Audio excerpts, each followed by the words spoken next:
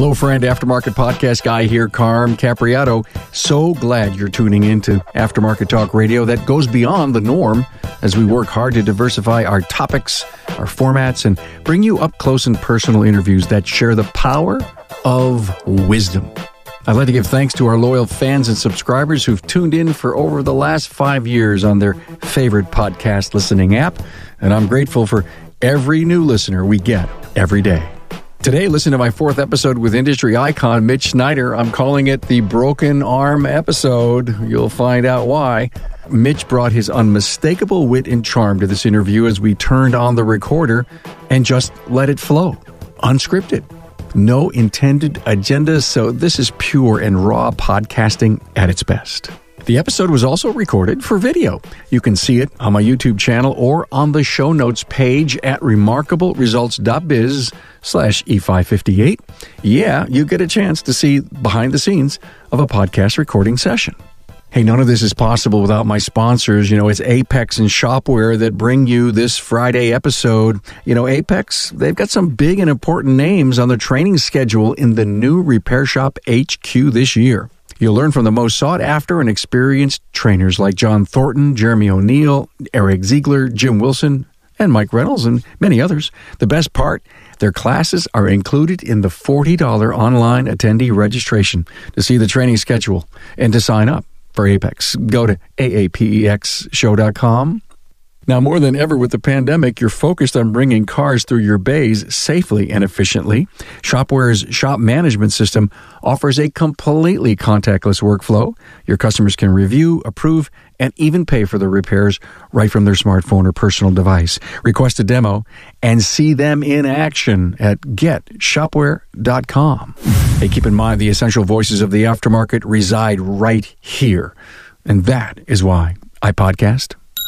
Once you've been exposed to something like that, you can't unlearn it. You can't unsee it. You can't unthink it. And that's what I hope for the people in this industry. I hope that they recognize how important they are and make the investment in their own future that they're going to need to make if they intend to be here 2 or 3 or 5 years from now. Hey, thanks again for tuning in. Have you seen the new show, AftermarketWeekly.com? Well, it's a live show every Tuesday at noon Eastern Time. Every episode is available on the AftermarketWeekly.com website, and you'll find really fun and interesting topics in the form of a magazine-style show, all aftermarket focused, and it includes a shop tour. We've been to shops all over the country, and you may just take a great idea from one of them. Guaranteed, AftermarketWeekly.com. Every time I have a chat with Mitch Schneider, I feel honored. I've read him for years, and as you'll hear, like 2 old shoes, we're worn in, comfortable, and we're coveted. You never want to get rid of them. If you've read Mitch for decades in our aftermarket press, and in fact, he's still writing, this is like a live article on many, many topics. We talk about his book, Misfire, Wisdom on Learning, The Power of Reading, and his perspective on the tech shortage, and a whole lot more. Find the show notes and key talking points for Mitch Schneider at remarkableresults.biz/E558. Enjoy. Hey, a warm welcome to my friend Mitch Schneider. I don't know how long it's been, how many you've been on, but I'm honored to have you on again. It's great to be here. It's an honor to be asked. For anyone who's listening audio and you can't see the video, Mitch has a cast. It's a lot more inconvenient than you think it is. Oh, trust me, I know, because it was my right arm when I was in junior high that I broke. A tree fell on me. It's a long story. It broke way up near the socket. It pulled apart. And the doctor said there's not much we can do but set it, just like yours is. The whole elbow thing, talk about itching and scratching. Well, I went through all of 7th grade, almost a year, 6 months with the cast, and then another year of immobility, and no gym, no outdoor activities during that really formative time of my life. And that's when I got a little chubby. I won't forget that. I wish I had a story that was as exciting as that. I mean, I was walking, my right foot stopped, the rest of me didn't, and just went forward, tried to catch up, which was probably the worst thing I could do. The thing that really frustrates me more than anything else is that I know how to fall. I mean, I've been trained on how to fall. I started to go down that way and roll into it, and then at the last minute, I reached out with my left hand and straight armed the asphalt. Yeah, you're a martial arts person. I mean, one of the things that I don't think people understand about Misfire, the book, is how incredibly, self-indulgent that book was. When I read it, knowing how much you knew about martial arts, and you taught me an awful lot that I didn't know about martial arts by just reading Misfire. Came to respect the discipline, I guess, and how you connected the discipline of martial arts to the success of the shop owner, martial arts expert. All I could think of was you were the guy, you were him. Discipline is critical to success in any kind of an endeavor, right? You've got to show up.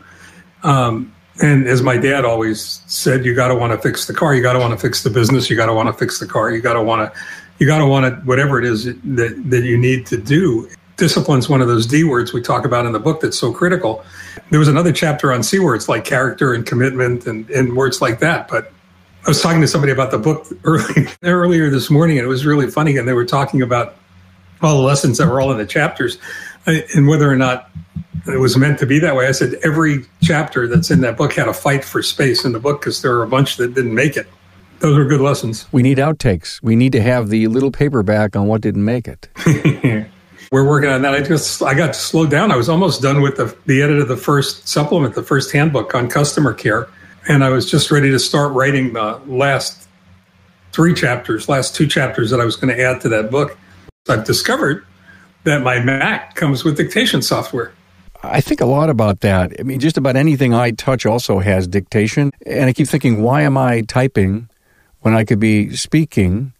I've got microphone in my office, microphone in the studio. I mean, I could be doing all of that, but somehow it's a different discipline. It's got to be something that comes from a different part of the brain. So it's mind to fingers. I can't get the mind to mouth to work, yet I can come in a studio totally unscripted, off the cuff with Mitch Schneider here, and it works. Mind to mouth, it works. It's just two friends having coffee. Has COVID affected, your whole recovery, being careful? When it comes to isolation and distancing and I wore a mask the whole time I was in the hospital and when I got out. So from the end of March until now. So it's been over a year. I got a couple of things that went through my mind. You wrote articles for years. I used to love getting the magazines back in the industry. I couldn't wait to read Mitch Schneider. Any favorite articles or topics you loved to write about? Let's go back to the beginning. There was an article that I wrote very early in my writing career called The Teller of Tales. It's actually one of Tony Muller's favorite articles. If you get him on the side, you can ask him about it. He'll tell you about it. I was still at Motor Service then. Tony was the guy who got me to go from Motor Service to Motor Age and then left. Then went on to other things. I had a great career at Motor Age. I got nothing to say but the best of things about my time there or my time at Babcock's was a wonderful experience. They're incredible people. The aftermarket is blessed to have people like that involved, probably more than they appreciate or understand. But The Teller of Tales was about an era in which there were no cars or trucks that ran because the people entrusted with their care and custody been ignored and had all gone away. So every once in a while, the storyteller in an automotive repair shop, everybody would come in, and while he was working on this ancient vehicle to get it to run, he would tell them stories. So The Teller of Tales had to be one of my very, very favorite columns because it looked into a very dark future that is still very possible about the nature of change that was going to occur in our business if we didn't pay attention. Mitch, I just did some research on some trending topics in the industry, and I did bump across an article that showed the city of New York streets the way they're so empty, back at least a month and a half ago, and saying that that's the future. And I started to read the article and realize how left-leaning it was, and I'm not talking about picking a side here, but how the world would be better without vehicles, period. I got a weird feeling about those kinds of articles that are being written. I don't know if the world would be better. I think that we could be more responsible environmentally. I know that while everything was shut down here in Los Angeles, the sky has never been that blue since I've been here. That starts in 1962. There was one morning where we had an appointment at the City of Hope, and there's a point at which you transition from the 118 freeway to the 210, and you come around a bend. You could see forever. I mean, you could see so far that you could see the mountains that you can never see, and you could see that there was snow on the mountains. That's how and it was beautiful. It was just inspiring. I think that things will change dramatically. I think that there will be far less cars. I think we've already seen statistics and surveys that show that millennials are not as tied to personal transportation as their parents are or their grandparents are. They're just as likely to take a Lyft or an Uber or alternative transportation. So I think that things are going to change. And I think that one of the few things that's going to mitigate the shortage of technicians that we're going to find ourselves in that's been increasing over time is the fact that the demand will slack off as the technological ability of the industry to fix those cars increases. There'll be fewer people working on fewer cars, but the technology will be much more sophisticated. Like a specialist, Mitch, where you're going to go to a GP for, it hurts me over here. You're going to probably go to a specialist if you have any other than maintenance undercar problems. You're going to have to go to a brainiac. I have an eye issue, and I went to an eye surgeon because, of course, the normal eye doctor wasn't going to touch it. So is that where automotive is going to go? Or are we just going to have the experts in a Euro shop just do Euro A to Z? Or are we going to have a Euro maintenance shop and a Euro diagnostics shop? I mean, could we ever focus that way, or are we just going to keep blurring? I think there's going to be an attempt to focus that way, and I think that it's going to get blurred. I think that both answers are correct to a degree. Electronic content of the vehicle has gotten to the point where it's so sophisticated that I don't know that any generalist is going to be able to handle it. They may understand it, but I don't know whether they'll understand it with a depth of knowledge sufficient to diagnose it. I don't know. I know that there are problems that I've seen friends of mine have with their vehicles that they have had great difficulty getting resolved, and that's including the dealership network. As a matter of fact, most of the time they've gotten the problem resolved outside the dealership network because they were the only ones that would dedicate the time necessary to figure out what was wrong with it and then fix it. So, hey, today's pandemic is causing so much stress and uncertainty for everyone right now, especially shop owners. Now, how do I make sure that my staff and my customers stay protected while still moving cars through the bays? Contactless service is our new normal, and having a shop management system that not only supports this, but actually helps your business thrive through it all is key. Shopware's digital workflow with Remote Pay will provide that solution for you. Amy Matnett from Auto Craftsman recently commented on social media, and I quote, "I can't even express how grateful I am that I jumped on board with Shopware on January 1st. Would have never guessed that I would be the only one writing service at my shop, as I haven't worked in the shop for the last 15 years. But she goes on and says, "I'm running my shop nonstop every day with Shopware to help me not only get the job done easier and faster, but am totally wowing my customers." End quote. Hey, if you want to wow your customers too, request a demo at getshopware.com. Hey, Apex listened, and as a result, get ready for the new Repair Shop HQ. This area is for service professionals, your own place while at Apex. It's a one-stop shop for all your service and repair needs. It includes technical and management classes taught by the industry's most sought-after and experienced trainers. These classes and instructors were selected by a panel of shop owners and technicians to be on target with what you need to drive your business forward. There will also be hands-on product demos in Joe's Garage, a simulated shop environment with 6 service bays, lifts, running vehicles, and a source capture vehicle exhaust extraction system so it all runs. Plus, you'll get to see new tools and equipment, the latest in heating and AC, and dedicated sections for tires, alternative fuels, diagnostics, and telematics. I know you can't wait to check out Repair Shop HQ. That's where you'll find my podcast studio. Hey, take a look at the training schedule and everything in Repair Shop HQ at aapexshow.com and register.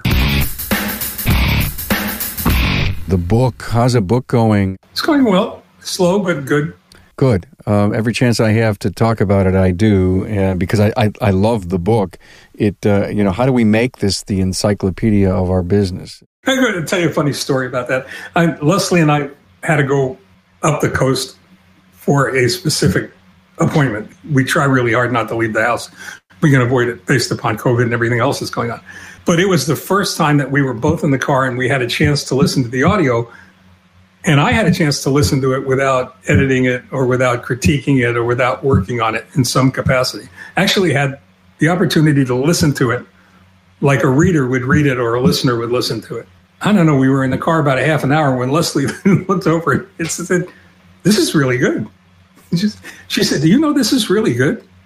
I said, "God, I hope so." I spent more than 2 years of my life, dedicated to this. She said, "No, but the narration's really good."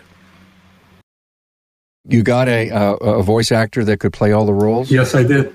We had a great voice actor do it, and he did a really, really great job. So I'm really pleased with the way it came out. And the sales are slow. They're picking up slowly, but it's like anything else worth accomplishing in life. You just put your shoulder against it, you lean on it, you push it, the wheel turns slightly, and then it, ever faster. You push it uphill. I know you're doing everything you can to promote it. And when someone like me reads the book and can't put it down, and a week later, because it's a thick book, between everything else going on in your world, a week later, you read this thing and then you get on a bully pulpit and say to anybody, "This is the book." I was talking to somebody about it this morning for a book they're reading. It's part of a book club, and they chose to read Misfire as part of the book club, which was a great honor.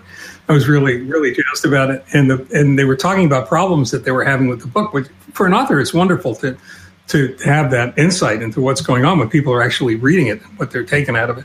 And the biggest problem they were having is that everybody kept reading ahead. Everybody is, they're supposed to read certain sections and then wait for everybody else to catch up, and nobody's doing that. I wouldn't have done that because, it's kind of like watching an episode of your favorite TV show in the binge mode.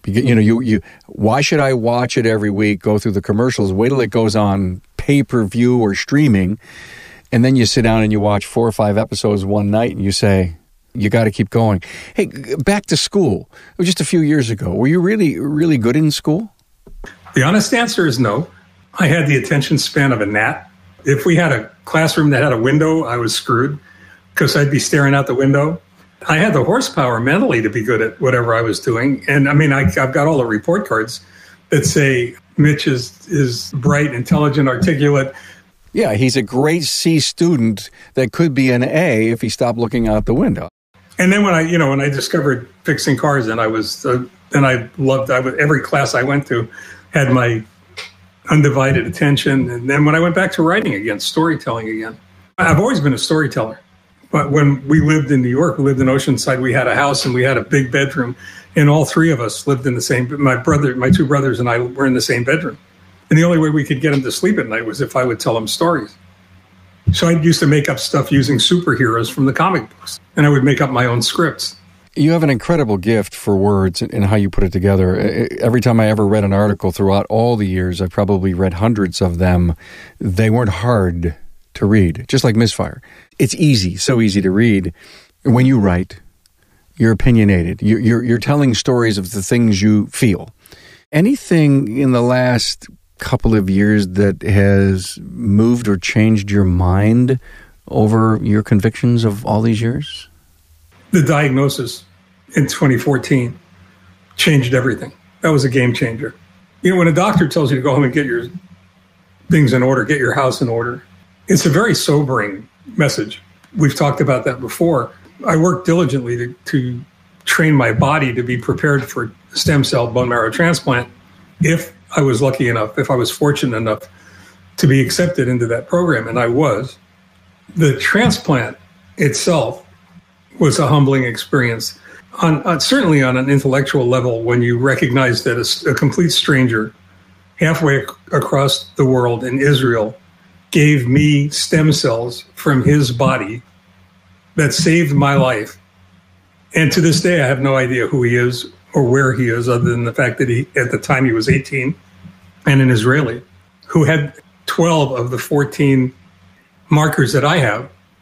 So chances are, if I find a picture of him, he'll look like I did when I was in high school.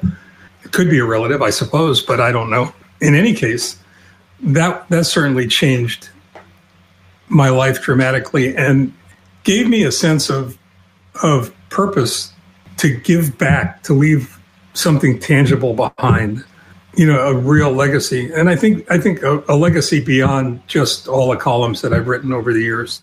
Is the book in that category? Absolutely. You were diagnosed in 2014. The book was already underway? I had written a couple of chapters. I wouldn't have called them chapters at the time, but I had written what I considered an expanded column, something that could have been 3 or 4 months worth of columns. And then I had put it away. And I found it while I was looking, like so many other things, I found it while I was looking for something else, and I started to read it. And I said, this is good. I mean, this is really interesting. This is something that I need to do. And it became a compulsion. I mean, it just took over my life. I said, I need to do this. You've read the book. It's a 400-page book. The initial second draft was 167 pages. The couple of people that I trusted to look at it came back and told me that it needed more development. The characters were flat. They were two-dimensional. So I went back and I started to work on it again until I got it right and finally succeeded in doing that. But the book became that legacy project. It wouldn't have been the book without that character development, in my opinion, because you really got to relate to everybody, and you were looking for the hero inside of this whole thing. You were thanking the shop owner who was teaching the contractor, and you were fighting for both of them, really, and you were fighting for the shop owner to keep teaching, and you were fighting for the contractor to fix himself and his business. Yeah, and they were both flawed. Both characters were flawed and needed to be. So many people I've been privileged to know and work with in my career. I mean, they're all Frankensteins. They're all pieced together from people I've worked with and people that I know and people that I care deeply about. And they all have something to say. They all have something to teach us, I think. In order for them to have taken up space in the book, they needed to fight for that space, just like the chapters needed to fight to be there. And they all didn't make it. I just found They all didn't make it, no. They all didn't make it. Mitch and I have done, I think, 3 episodes in the past, Mitch, and one of them was on Misfire. Please read the book, but just go listen to Mitch and I just shooting the breeze about his world, his life, and of course, Misfire. Been pleasantly surprised by anything lately? The genuine goodness of people. Yeah, and you can go back to my Israeli, or you can go back to the fact that when I fell in the street, I tried to correct myself and I went down hard and I knew that I had broken my elbow. I mean, I knew it was broken because I saw dead relatives. It was excruciating pain, exquisite pain. And there was a young man, a teenager, that was out in the front yard of his house across the street from the school that we were walking alongside, the property that we were walking alongside, who called his mother out from the house immediately. And he came running over to see if he could help in any way. And we were walking with some friends of ours. When I was finally coherent enough to speak, they said, we have a transport wheelchair in the house. Let me go get it for you so you don't have to walk, so that you can just sit down. So they ran into the house and they got the wheelchair. While they were getting the wheelchair, which we've been walking for about 2.5 miles. We walk about 3 to 5 miles a day. And we had already gone about 2.5 miles.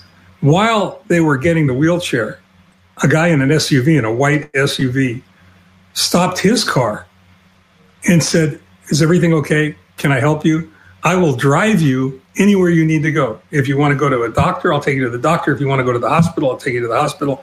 He said, "Whatever you do, don't call 911 because they're going to call an ambulance. It's going to cost you $1,800 to get from here to the hospital, and they're going to take you wherever they want to go, not where you want to go." It was an amazing experience that they would do that.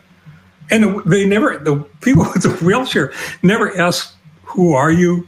Can I have your name? You want to give me your phone number?" to get the chair back. I mean, they just said, "Here, you need this. Take it." The genuine goodness of others is something that inspires me every day. And it's the willingness of some people to do the right thing. And I think that's worth getting inspired over. Great story. And with all the craziness going on in our world, we need to hear stories like that. I think so. I mean, we need to experience things like that. And in order for you to experience them, I think you need to open yourself up to the universe to see what's really out there. If you judge the world that you live in strictly by what's on the 6 o'clock news, you will want to jump off a bridge. But there's so much more than that going on. There's so much goodness and so much caring.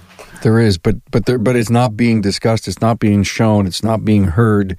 This is just hitting me really hard. Thank you, because you said jump off a bridge, and I was going to say the highest ones so that it works. If you had any request of my audience, Mitch, what would you say to them right now? The first thing I would tell them is that it's going to get better. This too shall pass. If you look it up, if you go online, there's a 9-year-old kid that immigrated here with his family from, I think, Nigeria, who's a chess champion, who's trying to become a master. 9 years old, just started playing a couple of years ago. And he's a brilliant chess player. And he said something that I would share with your audience right now. I haven't written about it yet, so whoever's going to watch this will know where it came from when they find it in a column. He was asked how he felt about losing a chess match. He looked at the interviewer, and this kid is 9 years old, and he says, "You don't lose, you just learn." And it's like my head was going to explode. You're going to make mistakes. Move on. Take every kernel of knowledge you can from what it is that you just experienced. Find the good in it. Figure out what you need to learn. What that challenge was presented to you for, right? Because it was presented to you so you could learn something from it and move on. Figure out what that something is and then use it. Move on. Don't make the same mistake again. Think about your world, your life, your business, all the things you've done. You've failed forward, or you failed and you learned, you lost and you learned. I guess if you don't beat yourself up too bad, you can accept that learning. I did a pretty good job of beating myself up when I failed, but I still managed to pull something positive out of that experience. I could move forward and do a better job the next day so that I could bring a better self to whatever I was attempting the next day. Those are the kinds of lessons that we really need right now. There are people that you meet that somehow manage to equivocate success in business with being smart, with being, strictly with being smart or being intelligent. And there are other elements that are involved in success. Maybe that's why I had so much trouble with that question. It depends on how we define what success means, because there are many different kinds of success.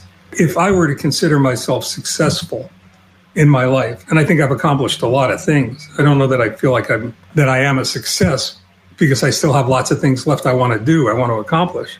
And I tend to look forward to the next challenge rather than to where I am right now or where I've been before. If you're going to go ahead and try and figure out where you are. And I think that helps you to fall forward because you're always leaning in that direction. You're always leaning into the next challenge. And I think that's important. So when we talk about people in the industry, those are the kinds of lessons I've always tried to bring to my writing, to bring to the seminars that I did. I mean, even the keynotes that I've delivered over the years, I think it's really critically important that we find the good and then exploit it as much as we can. Mitch and I, in one of the podcasts that we did, we talked about those keynotes in one of your earliest ones. You listen to me and Mitch do any of our episodes, and you've got, it's totally a wisdom track going on just listening to Mitch, and, I'm always so appreciative for him to come on. How much time do you allow every day for reading? I try to read 15 minutes a day, a minimum of 15 minutes a day, more if I can. I interviewed an author today, got the book, and I knew that I had X amount of time to read it. Think about this. Here's my discipline. Even if I didn't have to interview the author and truly read the book from A to Z and understand it so that I could have a hell of an interview, John DeJulius, if I got a book because I just wanted to read it, and I didn't set a, hey, please read this by then. If not, it just becomes dust, or it just becomes a collector. If you're not doing that 15 minutes a day and you're not sliding a book into that hierarchy, that's a great thought. Of, people say, well, I can't read, but I can't find time. Well, get up 15 minutes early, do your 15 minutes. Presto, a couple of weeks, you got the book done. Well, I mean, that's one of the reasons we did an audio. It's because people can listen to it wherever they are. If you are what you eat, and doctors and dietitians and nutritionists have taught us that we are, then you certainly are what you think, and you think what you read. So the more you expose yourself to a better diet of more nutritious ideas, the faster you're going to move ahead on your journey. Any thoughts going on with you? Anything you want to bring up? I love the people in our industry. I think they just have no idea. I mean, it took a long time before anyone told them that they were essential, and we've been essential all along. I just wish they could see themselves through my eyes and enjoy the respect, appreciation, and admiration they deserve for the service they provide. One of the big changes in my life occurred when I realized that we didn't fix cars. That's not the business we were in. That's not the business we should aspire to be in. One of the big changes in my life came when I realized that we were in the freedom and mobility business, and that freedom and mobility had much more value than fixing broken cars. I wish that they could see that. I wrote Misfire for a number of different reasons. We've talked about that before, but one of the reasons is that I think that it's so much easier to convey complicated life lessons in a story that's relatable and relevant than it is in a traditional format of, academic study. So creating this world in which Kurt and Robert and Allie and Chao Li all lived and got to share their ideas is something that was important to me, because I think those people that read the book will have something that, once you've been exposed to something like that, you can't unlearn it. You can't unsee it. You can't unthink it.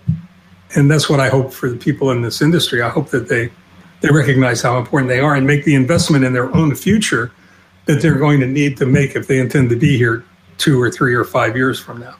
It took a pandemic to realize we were essential. I mean, well, there's the soundbite. I'm not sure if we realize how valuable that was to our industry and to our state of mind, to our well-being. The case studies that we've been doing on technology and DVI and cloud-based and training and marketing, all of that stuff that we've been, as an industry, you and me and the stories and the podcasts and every business coach and every great company that supports our industry, but going and teaching and training, and people saying, I'll do it later. And the early adopters, they just slid through this thing. Because we were essential, it was so easy to be essential, but because we were essential and we had to learn new things over touchless and safety and security of our people and our customers, for the early adopters, it was easy for them to do. For the ones that were really belabored and crushed under the things that they needed to do to run a better business. And hey, I may be wrong and I may be on my soapbox, but somehow I think some of the things that I'm saying have merit. The lessons that some of us were forced to learn throughout all of the challenges that we've had to face, whether it was the recession in 2008 or any one of the number of other challenges that we've had, 9/11. I mean, you can go down the list, but the early innovators, the early adopters are the ones that we need to watch and share their message with the rest of the industry, because as you move down those tiers, and we've talked about that before, if we move down those different levels of capacity, capability, those lessons get lost and they get diluted. And as you said, there's a whole gang of, the majority of the industry perhaps that doesn't get it, is never going to get it. What's going to happen to them? Well, they may not know it, but they're going to, the dinosaurs that had no idea that they were going to go away. There are people in this industry that are not going to be replaced. I think that you're going to find more shops get larger, become more sophisticated. Shop owners are going to learn how to run their shops better. New people are going to come into the industry that don't have any great love for the machine, but who understand business, that are going to run successful businesses. There are people who are going to find out that the way they're running a business and the way they're approaching their business makes them less essential. And it's going to be tragic. That was profound and a good message. The only way you can change the future is to be the future. Otherwise, instead of being proactive, you're being reactive. And I don't know that anybody's ever achieved great success by being reactive. Wow. Mitch Schneider, thanks for coming on again and just having coffee with me, man. Carm, you are one of the few people in the industry that no matter what I'm doing, no matter where I am, no matter what shape I'm in, I'll show up. I promise you. This was the broken arm episode. Let's remember that. Sounds like a bad Western, doesn't it? Mitch Schneider and Carm at the Broken Arm Corral. Thank you, man. Appreciate it. Okay, thank you, sir. Bye-bye, everybody. Thanks for being on board to listen and learn from the premier automotive aftermarket podcast. Until next time.